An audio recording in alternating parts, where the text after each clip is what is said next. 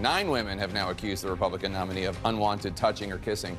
Over the last few days, more women coming forward, formally accusing him of sexual assault. The claims range from an alleged groping incident on an airplane 30 years ago. He was grabbing my breasts and trying to turn me towards him and kissing me, and then after a bit, that's when his hands started going. I was wearing a skirt, and his hands started going towards my knee and up my skirt. Okay. 15 minutes of groping in a first-class cabin of an airplane. If somebody's sitting next to you in the first-class section of the airplane, there are stewardesses, there are other people around, and there's this gigantic armrest. I do remember thinking, the guy in the other seat, why doesn't he say something? I mean... Could other people see? The guy in the seat across the aisle could see. And I kept thinking, well, maybe the stewardess is going to come and he'll stop. But she never came. She has no credibility. How do you do that? You and I fly first class a lot, I'm sure. And have you ever seen anybody act like that in first class? No. It's unbelievable what she's saying. You tell me, why would this woman at great harm to herself come out 11 years later and make an accusation like this? This is all about trying to destroy Donald Trump. And if these were credible, Megan, why weren't there any criminal complaints filed? Why weren't there any civil suits? Why weren't police reports filed by any of these accusers? Women didn't at that point.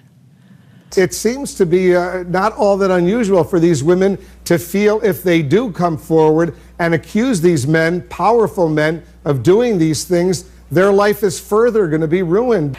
None of us would ever imagine he would do something like this. I know Donald. I've been with him for 28 years. I've never seen him do anything like that. You know, I'm automatically attracted to beautiful. I just start kissing them. It's like a magnet. You just kiss.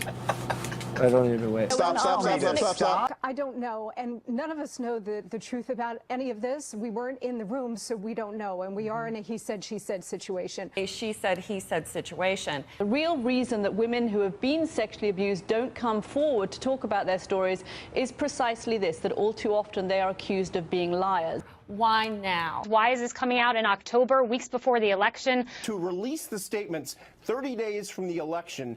They're holding on to this for over a decade. And 3 weeks before an election, how can this man defend himself? Oh, I was with Donald Trump in 1980. I was sitting with him on an airplane.